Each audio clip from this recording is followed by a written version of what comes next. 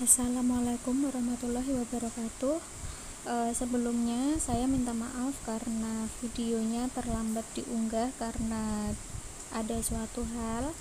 Nah, sekarang kita akan membahas tentang cerita pendek atau yang sering disebut cerpen.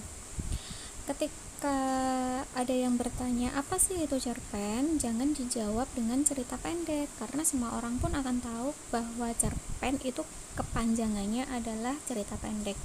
Tapi yang lebih spesifik bahwa cerpen itu adalah salah satu karya sastra prosa yang hanya menceritakan satu peristiwa dari seluruh kehidupan pelakunya. Jadi di sini cerpen tidak mengubah nasib dari tokoh-tokoh atau pelakunya. Ciri-ciri cerpen itu yang pertama selesai dalam sekali baca. Jadi biasanya kalau seseorang membaca cerpen itu memang langsung selesai karena memang ceritanya itu pendek. Kemudian yang kedua biasanya terdiri dari 1.500 sampai 3.000 kata dan maksimal itu 10.000 kata sih. Lalu yang ketiga hanya berisi satu tema dan satu konflik. Jadi untuk cerpen memang untuk pelaku atau tokoh, tema dan latarnya itu sangat terbatas, tidak boleh lintas dimensi atau lintas waktu. Lalu yang ketiga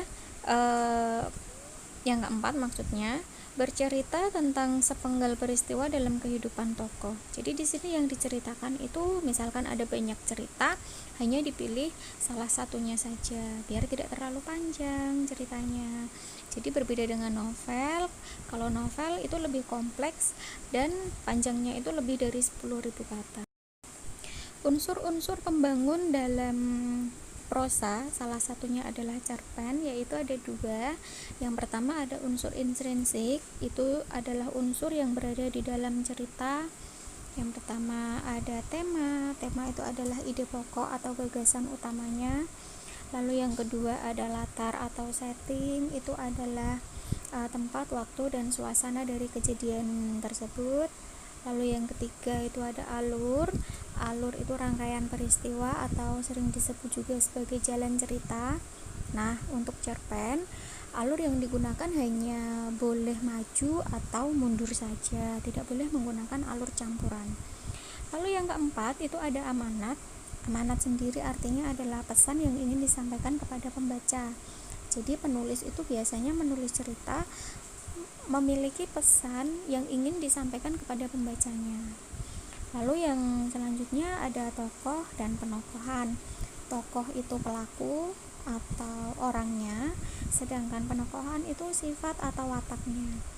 Yang keenam ada sudut pandang. Sudut pandang itu artinya adalah posisi pengarang dalam cerita. Jadi dia mau jadi pelaku utama, jadi tokoh atau jadi pengamat. Kalau penulis ingin menjadi tokoh utama selain menulis, jadi dia harus menggunakan sudut pandang orang pertama, karena sudut pandang orang pertama itu menggunakan kata aku atau saya. Jika penulis tidak ingin menjadi tokoh, jadi dia hanya perlu sebagai pengamat saja. Jadi dia menggunakan sudut pandang orang ketiga, karena orang ketiga itu menggunakan kata ia, dia, atau nama-nama orang lainnya. Dan yang terakhir gaya bahasa. Untuk gaya bahasa ini yang dimaksudkan adalah majas, dan kemarin sudah sempat saya beri materi majas kan ya. Jadi untuk materi majasnya bisa dibuka kembali sembari mengingat-ingat ada apa saja sih majas itu. Nah, sekarang kita masuk ke unsur ekstrinsik. Itu adalah unsur yang berada di luar cerita. Yang pertama ada nilai-nilai. Nilai-nilai yang terkandung dalam sebuah cerita itu ada banyak. Ada nilai pendidikan atau edukasi, lalu nilai agama atau religi, nilai sosial itu yang berhubungan dengan hubungan antara orang yang satu dengan yang lainnya. Ada nilai moral, itu berhubungan dengan sikap atau perilaku seseorang. Ada nilai politik, ada nilai budaya. Lalu yang kedua, latar belakang kehidupan pengarang. Jadi semakin tinggi atau semakin baik latar belakang pengarangnya, cerita yang dituliskan itu biasanya nanti akan semakin baik juga. Dan yang terakhir itu ada situasi sosial ketika cerita ini diciptakan. Jadi biasanya ketika seseorang membuat sebuah cerita, selain imajinasi, itu juga bisa berasal dari pengalaman pribadi. Jadi semakin banyak pengalaman yang kita dapatkan, akan semakin banyak cerita yang bisa kita tuliskan. Ini tadi penjelasan singkat materi kita tentang cerita pendek. Mohon maaf sekali lagi karena terlambat. Silahkan dipelajari untuk pas. Terima kasih. Wassalamualaikum warahmatullahi wabarakatuh.